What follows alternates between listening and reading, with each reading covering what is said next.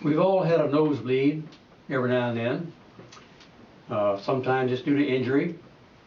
Sometimes it's due to trying to remove crust and things from the inside of the nose. Sometimes it's due to plain old dry air, which is more common in the wintertime, because the membranes in the nose can crack and split just like our lips do in the wintertime. If we don't put chapstick or lipstick on our lips to protect them, they will crack and split and they can be aggravated. The blood vessels in the nose are closer to the surface of the nasal membrane and are much more easily damaged by dry air. To help prevent the nosebleeds in these cases, using a steam vaporizer will help to put the moisture in the air, which will not allow the membranes to dry out. We're all familiar that if we go into a bathroom where someone's just finished taking a shower and the mirror is fogged and the windows are fogged, and it seems like the air just goes in very easily into our nose and it opens up and it makes much more comfortable breathing from that. So the moisture in the air is a protection from that. Of course, if we have a nosebleed from an injury, this can be because the cartilage was damaged and cut or whatever. Most of the time, this can be treated by putting pressure on both sides of the nose against the face bones, not pinching up here, anything else. You got to pinch right in here because this is where 95% of the bleeding occurs. So compressing it with firm finger pressure for a couple of minutes, bending forward so the blood doesn't go down behind the throat and keep draining away from the area. If we bend our head forward and hold the pressure, the clot forms and then we can let it go after 3 or 4 minutes. If there is a clot in your nose, if you try to blow it out, it will probably start bleeding again. Blowing the nose when the nose is dry, sometimes people will blow pretty hard because they feel stuff's congested in there. They can actually rupture the blood vessels and get the bleeding to occur as well. We also have nose bleeding from blood thinners.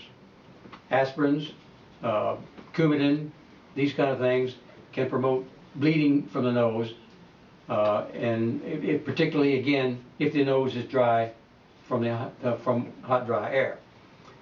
Now, in the summertime, the air conditioning takes a lot of the moisture out of the air, and if you have a air conditioning duct blowing on you, which feels better because it's really warm, you might not let it blow so directly on you because it can be very drying again to the nose, and you can again have a nosebleed problem.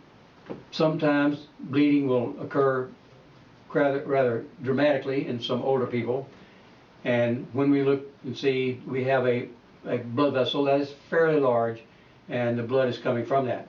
When we have this, the thing we do then is we cauterize this bleeding area, or the hole in the artery or blood vessel, with silver nitrate.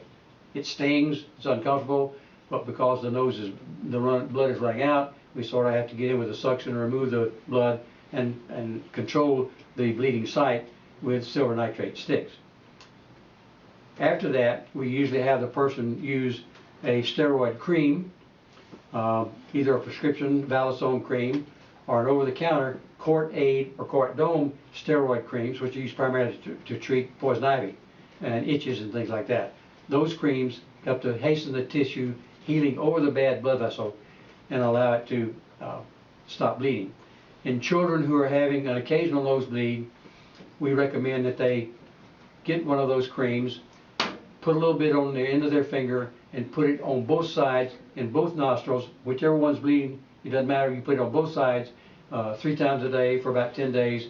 That encourages the tissues to thicken and decrease the chances of bleeding, particularly if it's due to picking or blowing or some other things that are causing this.